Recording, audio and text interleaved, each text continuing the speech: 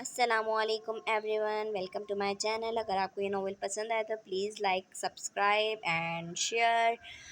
تو شروع کرتے ہیں۔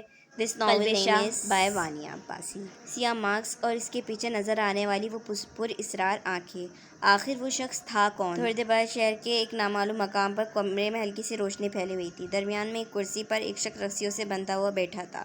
اس کے چہرے پر خوف صاف دکھائی دے رہا تھا۔ اس کے سامنے ایک اور شخص پرسکون انداز میں بیٹھا تھا، سیاہ لباس، سیاہ دستانے اور چہرے پر سیاہ ماسک۔ ماسک کے پیچھے صرف اس کی گہری نیلی آنکھیں نمایاں تھیں۔ کمرے میں چند لمحوں تک خاموشی چھائی رہی۔ پھر وہ آہستہ آہستہ اپنی جگہ سے اٹھا اور بندھے ہوئے شخص کے قریب جا کر رک گیا۔ اس کی آواز پرسکون تھی، مگر اس میں ایسی سختی تھی کہ سامنے والے کے رونگٹے کھڑے ہو جائیں۔ تمہاری ہمت کیسے ہوئی؟ وہ ایک لمحے کے لیے رکا، مون میں مجھ پر حملہ کروانے کی۔ بندھا ہوا شخص خاموش رہا۔ نیلی آنکھوں والا چند لمحے اسے دیکھتا رہا، پھر دھیمے لہجے میں بولا، ایک بات ہمیشہ یاد رکھنا، جو دی ڈیول تک پہنچنے کی کوشش کرتا ہے۔ کمرے میں تھوڑی دیر خاموشی چھا گئی اور نیلی آنکھوں والے شخص کی نظریں اب بھی اسی شخص پر جمی تھیں۔ وہ شخص خوف سے کانپ رہا تھا۔ تم مجھے معاف کر دو، اس نے بمشکل اپنے الفاظ کہے۔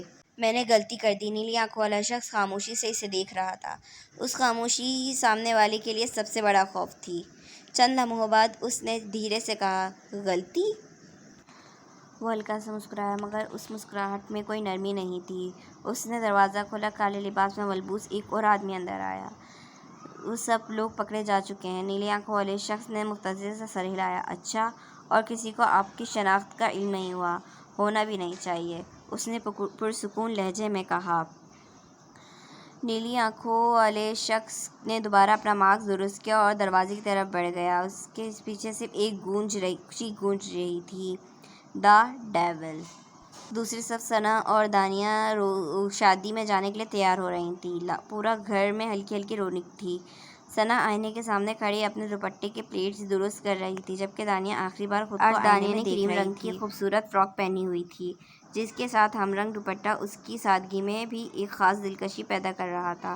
ہلکا سا میک اپ، کانوں میں ننھی سی بالیاں اور کھلے ہوئے نرم بال، آج وہ غیر معمولی حد تک خوبصورت لگ رہی تھی۔ دوسری طرف ثنا نے گرین رنگ کا خوبصورت جوڑا پہنا ہوا تھا، جو اس پر بہت جچ رہا تھا۔ وہ مسکراتے ہوئے دانیہ کے قریب آئی۔ ماشاء اللہ، اگر آج کسی کو نظر لگنی ہے تو وہ تم ہو۔ دانیہ ہنس پڑی۔ بس بھی کرو، اتنی بھی اچھی نہیں لگ رہی۔ اچھا، ثنا نے شرارتی انداز میں کہا۔ پھر آئینے کے سامنے، پچھلے 10 منٹ سے کون کھڑا ہے؟ میں صرف دوپٹہ ٹھیک کر رہی تھی۔ دانیہ نے مجھے سب ہاں بس مجھے سب پتہ ہے۔ دونوں کی ہنسی کمرے میں گونج اٹھی۔ اسی دوران نیچے سے ارشمان کی آواز آئی، خواتین کہاں ہیں؟ اگر آپ دونوں کا مشن ختم ہو گیا ہو تو پھر شادی پہ بھی جانا ہے۔ ثنا نے دروازہ کھولتے ہوئے بلند آواز میں جواب دیا، بس 2 منٹ۔ یہ 2 منٹ پچھلے 15 منٹ سے ہیں، ارشمان نے ہنستے ہوئے کہا۔ مسکراتے ہوئے ثنا کی طرف دیکھا، جلدی چلو ورنہ آج یہ راستے پر تانے دے گا۔ دونوں نیچے آئیں۔ ارشمان نے جیسے ہی دانیہ کو دیکھا تو ایک لمحے کے لیے خاموش رہ گیا۔ دانیہ کو دیکھا، پھر ہلکی مسکراہٹ اس کے لبوں پر آ گئی۔ لگتا ہے آج کمانڈر نے شادی والا لباس پہنا۔ دانیہ فوراً سے گھورا۔ آپ ہر وقت مذاق کرتے ہیں، ارشمان ہنس پڑا۔ لیکن آج تم واقعی اچھی لگ رہی ہو۔ یہ سنتے ہی دانیہ ایک لمحے کے لیے خاموش ہو گئی، پھر نظریں چرا کر آہستہ سے بولی، شکریہ۔ ثنا نے دونوں کو دیکھا، پھر مسکرا دی، چلیں اب ورنہ شادی ختم ہو جائے گی اور پھر ہم ابھی تک گھر میں ہی ہوں گے۔ تینوں ہنستے ہوئے گھر سے باہر نکل گئے اور شادی ہال کی طرف روانہ ہو گئے۔ کچھ دیر بعد سب لوگ شادی ہال پہنچ گئے۔ شادی ہال روشنیوں سے نہایا تھا۔ رنگ برنگے پھول، فینسی جھومر اور ہلکی مدھم موسیقی ماحول کو مزید دلکش بنا رہے تھے۔ ہر طرف مہمانوں کی چہل پہل اور خوشیوں کی رونق تھی۔ دانیہ اور ثنا سیدھے دلہن کے کمرے میں چلی گئیں۔ دلہن سرخ رنگ کے بھاری عروسی جوڑے میں ملبوس تھی، جھکی پلکوں کے ساتھ بیٹھی تھی۔ اس کے چہرے پر شرم کی سرخی اور لبوں پر ہلکی سی مسکراہٹ اسے بے حد حسین بنا رہی تھی۔ ثنا اسے دیکھ کر مسکرا دی، ماشاء اللہ، آج تو تم واقعی بہت خوبصورت لگ رہی ہو۔ دلہن نے مسکراتے ہوئے کہا، شکریہ۔ تینوں ہلکی پھلکی باتوں میں مصروف تھیں کہ ایک لڑکی کمرے میں داخل ہوئی۔ دلہن، آپ کو اسٹیج پر بلایا جا رہا ہے۔ دانیہ اور ثنا نے محبت سے دلہن کا لہنگا سنبھالا اور اسے آہستہ آہستہ اسٹیج تک لے گئیں۔ دولہے کے برابر بٹھانے کے بعد دونوں بھی اس کے قریب بیٹھ گئیں۔ مہمان مبارکباد دینے آ رہے تھے۔ دروازے پر ہلچل ہوئی، کئی نظریں بے اختیار اس سمت اٹھ گئیں۔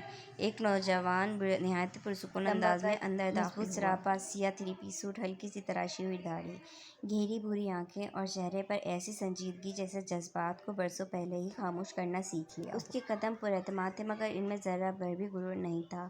وہ سیدھا اسٹیج تک آیا۔ پہلے اس نے دولہے کو گلے لگا کر مبارکباد دی، پھر دلہن کی طرف دیکھ کر مختصر مگر سنجیدہ لہجے میں بولا، اللہ تم دونوں کی ہر خوشی سلامت رکھے۔ دلہن نے مسکرا کر شکریہ ادا کیا۔ وہ زیادہ دیر وہاں نہیں رکا، خاموشی سے مڑا اور اسٹیج سے اتر گیا۔ ثنا کی نظریں اب تک اسی پر جمی ہوئی تھیں۔ اس نے تجسس سے دلہن سے پوچھا، یہ کون ہے؟ دلہن کے چہرے پر بے اختیار مسکراہٹ آ گئی۔ یہ میرے کزن ہیں، زویام شاہ۔ دلہن نے دھیرے سے کہنا شروع کیا، زویام شاہ ملک کے کامیاب نوجوان بزنس مینوں میں سے ہیں۔ بہت کم عمر میں انہوں نے کاروباری دنیا میں بہت بڑا مقام حاصل کیا ہے۔ پھر ہلکے سے مسکرا کر بولی، بہت کم بولتے ہیں، ہر وقت اپنے کام میں مگن رہتے ہیں۔ ان کے چہرے پر مسکراہٹ دیکھنا بھی بہت مشکل ہے۔ خاندان میں سب ان کی بہت عزت کرتے ہیں۔ ایک خاموش بیٹی یہ سب سن رہی تھی۔ اس نے ایک لمحے کے لیے زویام شاہ کو دیکھا، پھر جو مہمانوں سے مختصر رسمی گفتگو کے بعد خاموشی سے ایک طرف جا کھڑا ہوا تھا۔ نہ وہ سب کی توجہ چاہتا تھا، نہ خود کو نمایاں کرنے کی کوشش کر رہا تھا، لیکن اس کی خاموش شخصیت میں ایسی کشش تھی کہ نظر ایک بار اس پر ٹھہر جائے تو آسانی سے ہٹتی نہ تھی۔ دانیہ نے خاموشی سے اپنی نظریں جھکا لیں۔ اسے کیا معلوم تھا کہ یہی خاموش شخص ایک دن اس کی زندگی کا سب سے اہم باب بننے والا تھا۔ دانیہ، ثنا اور ارشمان ایک ہی میز پر بیٹھے کھانا کھا رہے تھے۔ ثنا مسلسل کسی نہ کسی بات پر دانیہ کو ہنسا رہی تھی، جبکہ ارشمان خاموش بیٹھا کبھی پلیٹ کی طرف دیکھتا تو کبھی چوری چوری دانیہ کو۔ اچانک دانیہ نے پانی کا گلاس خالی کیا۔ میں پانی لے کر آتی ہوں۔ ثنا، میں بھی آتی ہوں تمہارے ساتھ۔ نہیں، تم بیٹھو، ابھی آئی۔ دانیہ مسکراتے ہوئے اٹھی اور واٹر کاؤنٹر کی طرف بڑھ گئی۔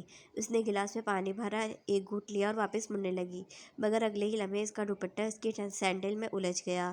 اوہ! اس کا توازن بگڑ گیا اور بری طرح آگے گرنے ہی والی تھی کہ ایک مضبوط ہاتھ نے اس کی کلائی تھام لی۔ دوسرا ہاتھ اس کی کمر کے پیچھے آ گیا۔ دانیہ خوفزدہ ہو کر آنکھیں بند کر بیٹھی تھی۔ چند لمحوں بعد جب اسے احساس ہوا کہ وہ گری نہیں تو اس نے آہستہ آہستہ آنکھیں کھولی۔ سنہری سامنے گہری بھوری آنکھیں تھیں، سنجیدہ اور بے حد گہری۔ وہ زویام شاہ تھا۔ دانیہ اور زویام کے درمیان شاید صرف چند انچ کا فاصلہ رہ گیا تھا۔ دانیہ کی سانسیں بے ترتیب تھیں، جبکہ زویام کے چہرے پر ہمیشہ کی طرح خاموش سنجیدگی۔ سنبھل کر، اس نے دھیمی مگر مضبوط آواز میں کہا۔ دانیہ نے جلدی سے خود کو سنبھالا اور نظریں جھکا لیں۔ شکریہ۔ زویام نے صرف ہلکا سا سر ہلایا اور آہستہ سے اس کی کلائی چھوڑ دی۔ وہ بغیر کچھ کہے وہاں سے آگے بڑھ گیا، لیکن اس مختصر سے لمحے کو ایک اور شخص نے بھی دیکھ چکا تھا۔ وہ تھا ہاتھ میں موجود چمچ زور سے پلیٹ میں گر گیا۔ اس کی نظریں زویام کی جاتی ہوئی پشت پر جم گئی تھیں۔ جبڑا سختی سے بھیج گیا تھا، آنکھوں میں ایک عجیب سی چبھن اتر آئی تھی۔ حیرت سے اس کی طرف دیکھا۔ ارشمان، کیا ہوا؟ وہ چونک کر بولا۔ کچھ نہیں۔ اس کے چہرے پر صاف لکھا ہوا تھا کہ بات صرف کچھ نہیں والی نہیں تھی۔ اس کے دل میں ایک بار انجانی سی حسد نے جنم لیا تھا، اور اس حسد کو وہ خود بھی نہیں سمجھ پا رہا تھا۔